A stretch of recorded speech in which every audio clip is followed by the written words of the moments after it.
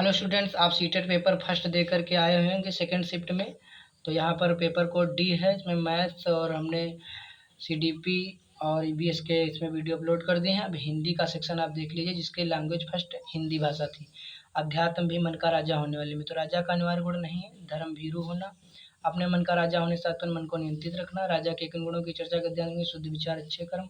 अध्यात्म शब्द में एक प्रत्यय लगा करके आध्यात्मिक बना सकते हैं। राजा बनने के लिए सत्य की राह पर अग्रसर होना चाहिए। आध्यात्मिक अर्थ होने का वैचारिक प्रबुद्धता। गद्यांश के अनुसार मनुष्य जीवन में लक्ष्य का बहुत महत्व है। यहाँ पर 98 प्रश्न नंबर मिला लीजिए। एक राजा को अन्याय और अधर्म से नहीं डरना चाहिए। और विशेषण विशेष का उदाहरण नहीं, वैचारिक सुंदरता। अब ये आ गया पद्य में हिमालय का संधि विच्छेद हिम प्लस आल है। कविता में किन महापुरुषों का उल्लेख किया गया, महात्मा गांधी। वीर का बहुवचन वीरों होगा। भारत देश की क्या विशेषता, दक्षिण में हिंद महासागर है। कविता में किन वीरों के स्नान की बात की, जिन्होंने देश की स्वतंत्रता के लिए जीवन दिया।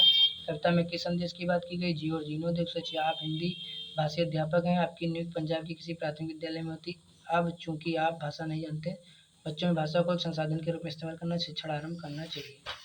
यहाँ पे 107 किसी टॉपिक पर वानरस मंथन करने के बाद भी एक बालिका अपने आप से अनुच्छेद नहीं लिख पा रही, हालांकि वह वयस्क सहपाठी मार्गदर्शन में लिख लेती है, तो मदद क्या कहलाएगी, स्कैप होल्डिंग।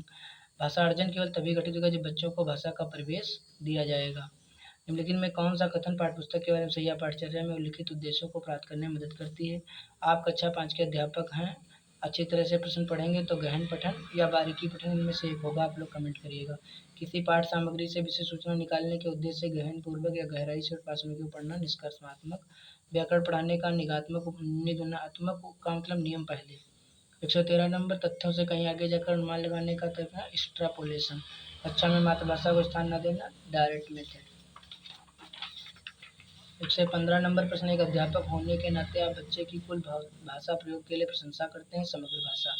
एक भाषा अध्यापक को चाहिए वह शिक्षार्थियों को स्वच्छंद लेखन के लिए प्रोत्साहित करे, क्योंकि स्वच्छंद लेखन यह शिक्षार्थियों को प्रवाह के साथ रचनात्मक तरीके से लिखने के लिए प्रोत्साहित करता है। यह अधिगम एक प्रकार के, इसमें बच्चों को उच्च स्तरीय मानसिक प्रक्रियाओं जैसे बुद्धि और तर्क करना आदि का प्रयोग होता है। उदाहरणात्मक अधिगम।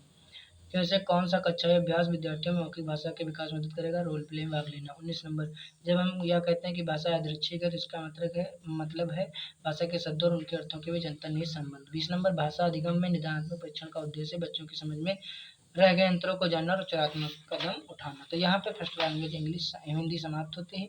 अब सेकंड लैंग्वेज संस्कृत आप लोगों को सॉल्व करेंगे अगले वीडियो में। धन्यवाद।